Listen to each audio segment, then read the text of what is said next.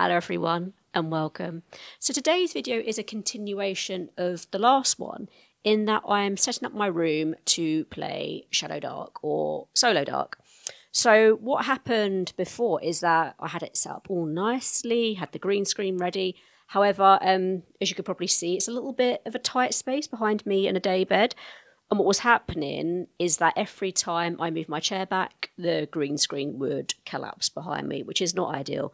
And it actually marks the wall. So, yes, we need to rectify that. So what I'm planning on doing is running a netting cable from the top of this window to the top of my door. Kind of like what I've got behind my daybed at the minute. The cable just runs behind the daybed. So that way I can just loop the green screen over and don't have to worry about having a massive frame behind me that I can knock over. So yeah, I'm going to take you on that little adventure today. And hopefully you'll find it useful and feel inspired when you're setting up your own home studio. So I'm just going to grab the ladder and the laser measurer to work out what sort of length of wire I need. And yeah, we'll go from there.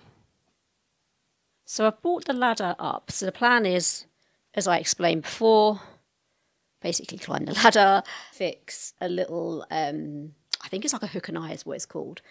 An eye in the wall there, because I just screw in really easily before I do the laser pointer, as I want to know where I want the cable to run. So I don't want it obviously too close to my chair, and I don't want it over the daybed because it won't have the drop required to cover the background behind me. So yeah, I'm just going to do that now. So we made a bit of progress. As you can see, I had a few goes at putting the eye in the wall as I was unsuccessful on those last two attempts. So the first one was actually far too high, and it meant I would have had to go on around my light or under my light, which wasn't good. And the one down there, I made the pilot hole too big, so the eye just pretty much popped out as soon as I put the wire in. Not ideal, however, I managed to make another smaller hole just above, which works perfectly fine. So here's a bird's eye view from the other side. So as you can see, the cable runs just above the door. Now, because that door is unfinished, I have to keep in mind the height of the architrave that will go around it.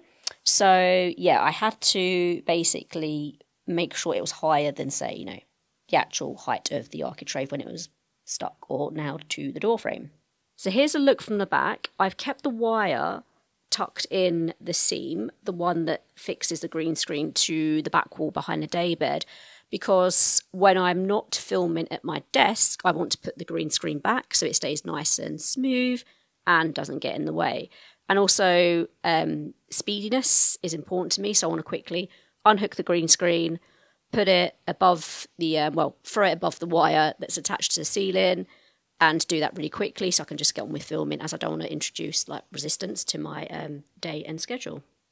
So behind me is the finished effect I was after. So if I turn my camera around, you will see it hung up and ready for my next stint of Shadow Dark. So that brings me to the end of this week's little vlog. I don't know if I'll make one next week, depends what I have on and if I can film it. But yeah, the point of this was to show you that no setup is perfect. I don't have a lot of space, so yeah, you have to make do with what you have. Anyway, that's all for this week's vlog, and I'll see you in the next one.